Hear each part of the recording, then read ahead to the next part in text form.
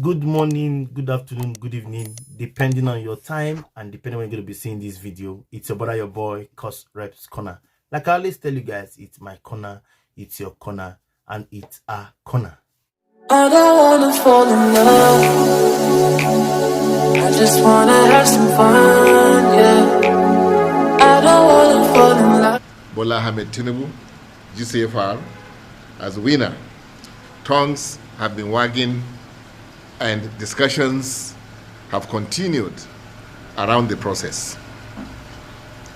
Recall that on the 28th February 2023, when the collation of the results from the 36 states of the Federation and the Federal Capital Territory for the presidential election ran into logjam at the International Conference Center, Abuja, IPAC, after due consultations, intervened and encouraged INEC to continue with the process in order to guarantee the survival of democracy in Nigeria.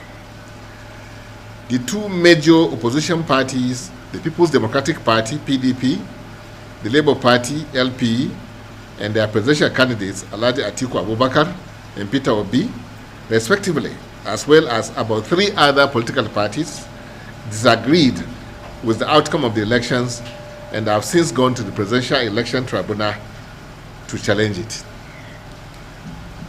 The elections have been described by some local international observer missions as having fallen below the minimum standard of what free, fair, and credible elections should be.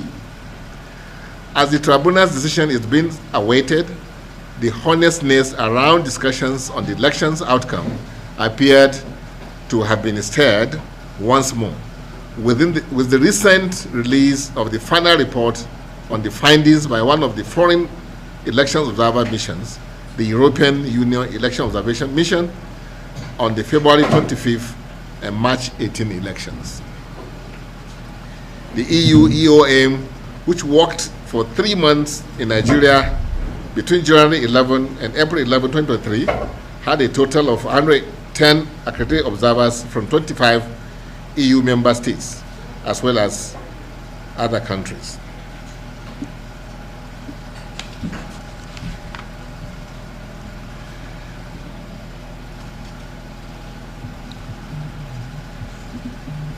The mission, that's EU, offered 23 recommendations for consideration by the Nigerian authorities as part of its contribution to improve the future elections in Nigeria.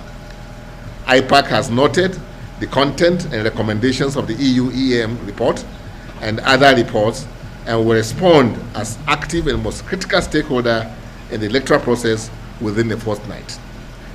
IPAC has put in place a committee to carry out a thorough review of 2023 election with a view to engender dialogue between all stakeholders on electoral reforms to achieve improved democratic practices in Nigeria.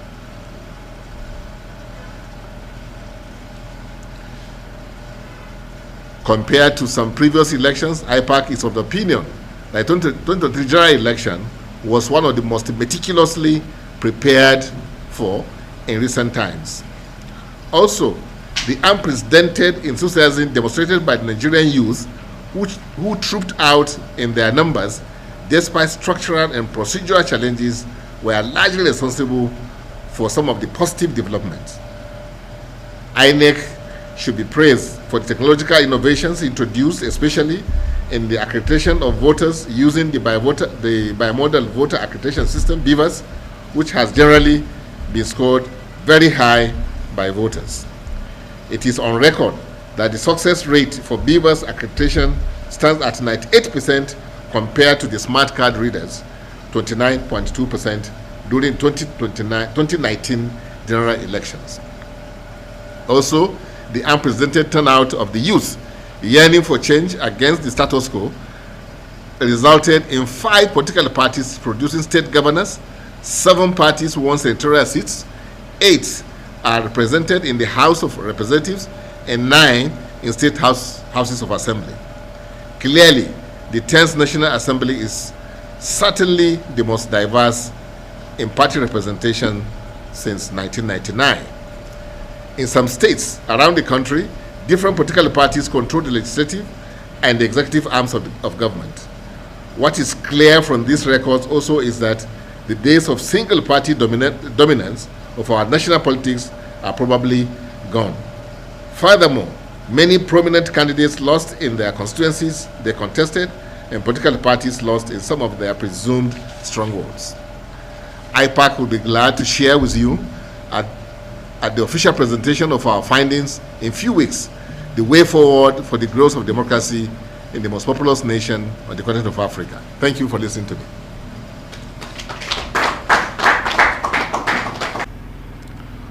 We actually take exception to such pronouncements before the conclusion of the tribunal cases because, like you rightly said, it is prejudice, prejudice to do that, and that's why we didn't want to dabble into such issues, because we are affected directly. So perhaps EU, not being a direct participant, in the cases, perhaps can make such pronouncements that they have made. But in our own particular case, we cannot.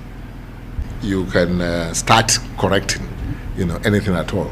So we don't, because we are coming out with observations as to how we can deepen democracy and ensure that the process is much more freer than it was, hitherto.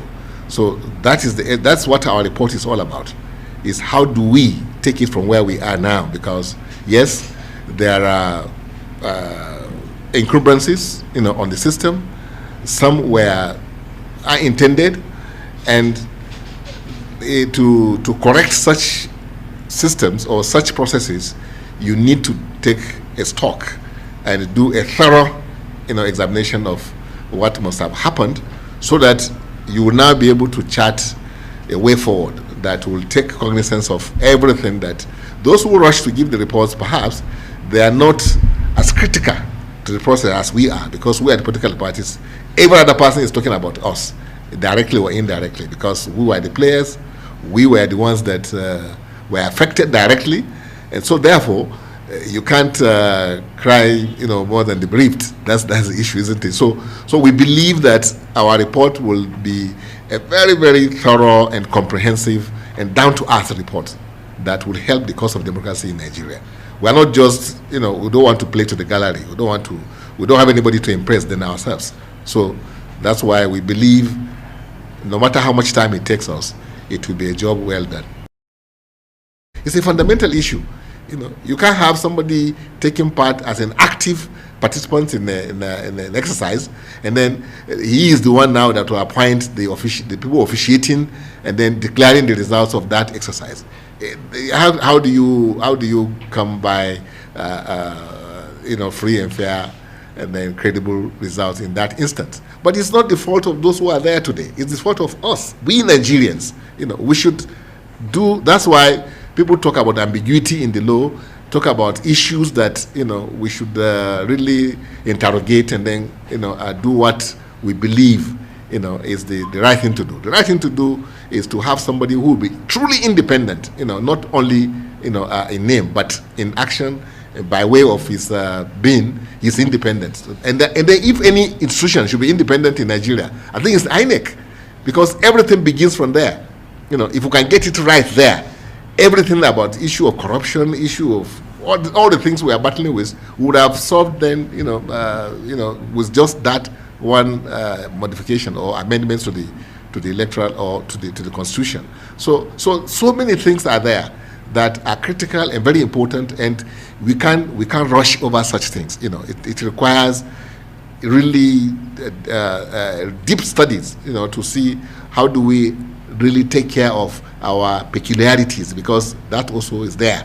We're a peculiar country. Nigeria is a country that different from all other countries, and we must come up with something that addresses those peculiarities that define us as a different nation from others. That's why we here we note the observations of EU and all other observers. But like you rightly said, we are the critical stakeholders. What we say matter, because we are the ones that are affected directly. You know, so ours should not be the one coming before others, and ours should not be rushed. Chairman. You know, any observation at all, talk less of EU, because like I've said, we just note it, that what they have said, we note it. I mean, anybody can make observations, an opinion, and people are entitled to their opinion. You can't take it away from them. But we, as the critical stakeholders, we have our own opinion. We know what we need. We know what has happened. We know what went wrong. We know how to correct it. And that is why we are not so much bothered about what any other person may say. Not even EU. Any other person can say whatever they like. You know, that's why I say you can't cry more than the bereaved. We here are the bereaved. So we know what we are. We know what has happened. We know what to do, and we are already doing it. We are studying. We are working to see that we come up with something that everybody will now know that yes, you know, going forward, democracy will prevail in Nigeria.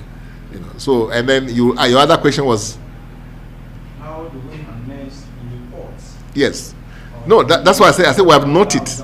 Your first question. Yes. Answered the second.